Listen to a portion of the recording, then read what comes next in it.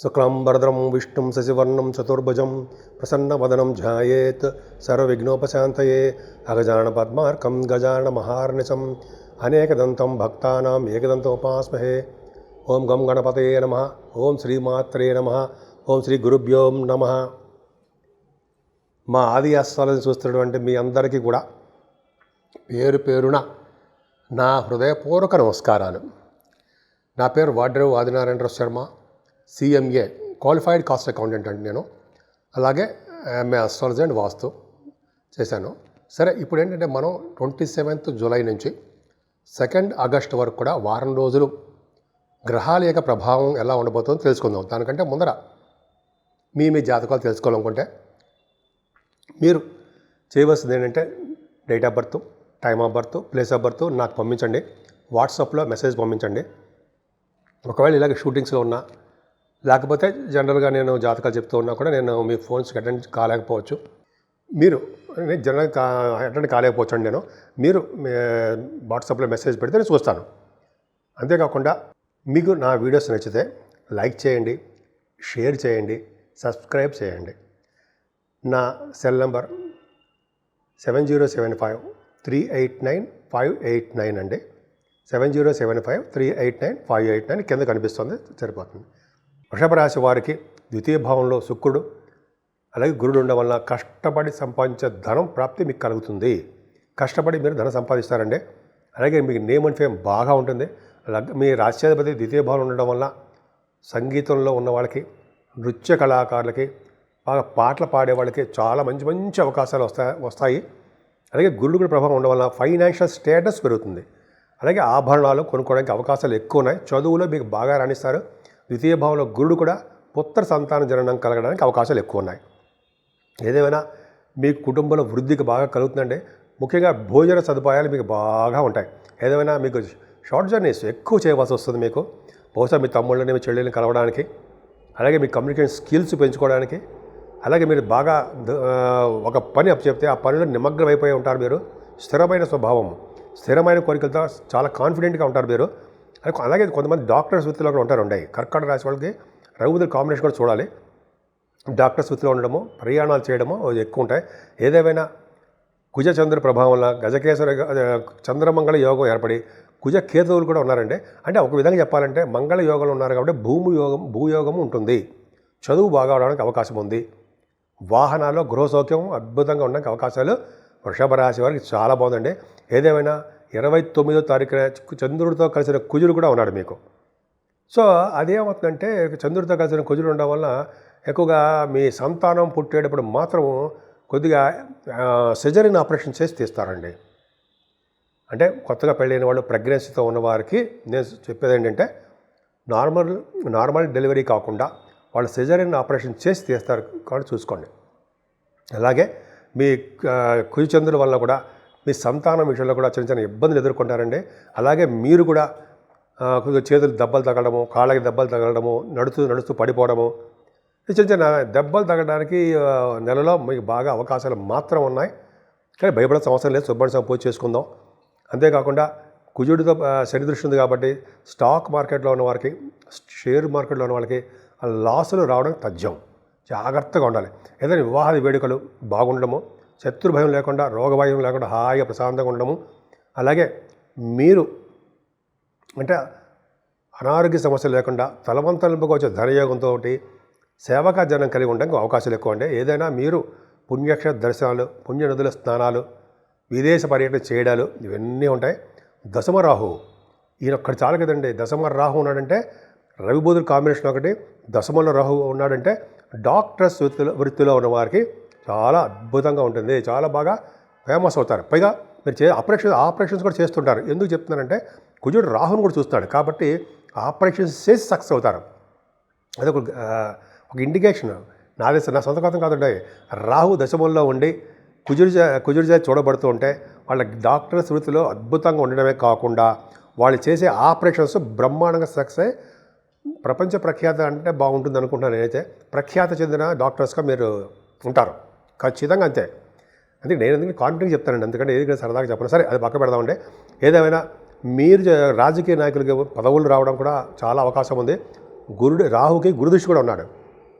అలాగే గురుదృష్టి ఉంటే ఫైనాన్స్ సంబంధించిన వాటిలో కూడా మీరు ఉంటారు.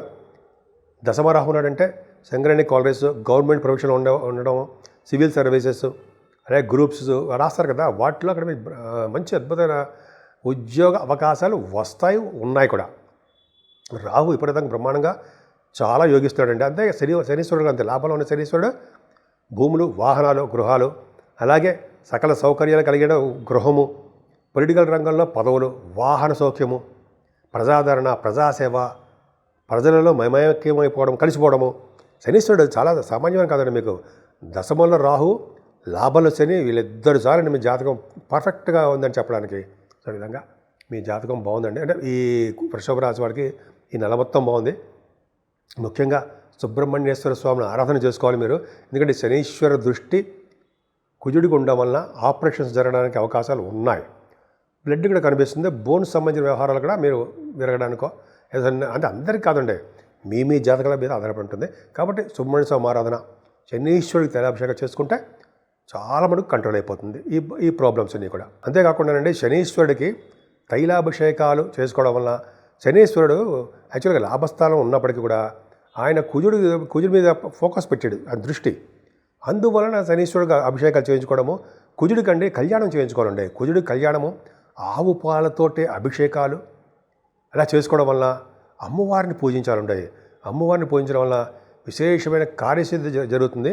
యాక్చువల్గా ఈ నెల 29వ తారీఖు నాగపంచమి వస్తుంది. నాగపంచమి రోజు సుబ్రహ్మణ్యేశ్వర స్వామి పూజ చేయించుకోవడము, కళ్యాణాలు చేయించుకోవడం వల్ల సర్వశుభాలు కలుగుతాయి.